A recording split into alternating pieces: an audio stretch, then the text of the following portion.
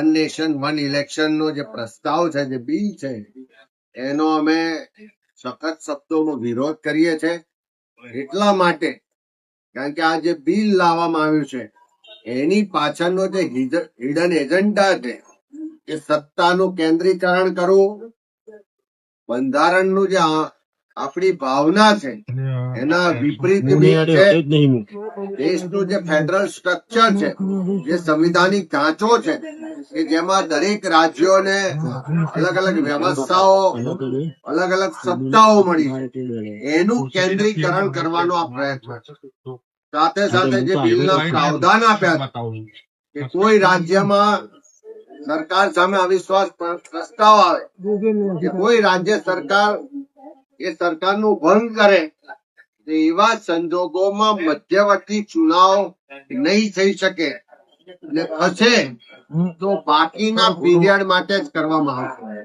અને દેશનું જયારે બંધારણ બન્યું ત્યારે બંધારણ સભામાં પણ 1949 બાબા સાહેબ આંબેડકરે સ્પષ્ટ રીતે કીધું કે કોઈ પણ મતદાર સરકાર ચૂંટવા માટે મત આપે છે 5 વર્ષ માટે હોય, એ અડધા સમય માટે મત હોઈ શકે નહીં.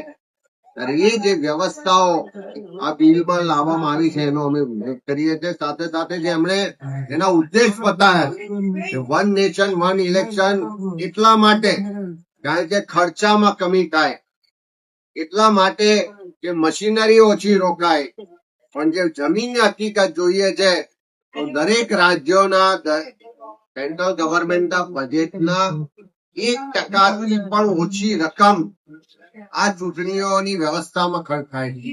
પણ સાથે એક સાથે ઇલેક્શન કરાવશે તો આટલો મોટો સુરક્ષા બળો ક્યાંથી આવશે? એક સાથે આટલા ઈવીએમ કે વીવીપેટ ખરીદવાના થશે કે એનો કેટલા કરોડોનો ખર્ચ થશે? એક સાથે જે ચૂંટણીઓ થાય તો સેન્ટ્રલ ના જે મુદ્દાઓ છે હાવી થઈ જાય, નેશનલ નેરેટિવ્સ ના આધારે ચૂંટણીઓ થાય એટલે સ્થાનિક જે રાજ્યોના મુદ્દા છે, સ્થાનિક જે સ્વરાજની સંસ્થાઓના મુદ્દા છે એ મુદ્દાઓ દબાઈ જાય. એક સાથે લોકસભાની ચૂંટણી થાય, એક દિવસે વિધાનસભાની ચૂંટણી થાય, એક દિવસે કોર્પોરેશન, જિલ્લા પંચાયત, તાલુકા પંચાયતની ચૂંટણીઓ થાય તો મતદારો પણ ભ્રમિત થશે કે કયા મુદ્દાઓ આધારિત મત કરવું, કયા મુદ્દા આધારિત સરકારો બનાવી, કયા સરકારોની વિફળતાઓ છે એનું એસેસમેન્ટ કરવું. એ મતદારો પણ આમાં મોટા પ્રમાણમાં ભ્રમિત થવાની શક્યતાઓ. કોડ ઓફ કન્ડક્ટના નામે જે વાતો કરવામાં આવી છે એ હાયર સાઈડ આ બિલમાં વાતો કરી.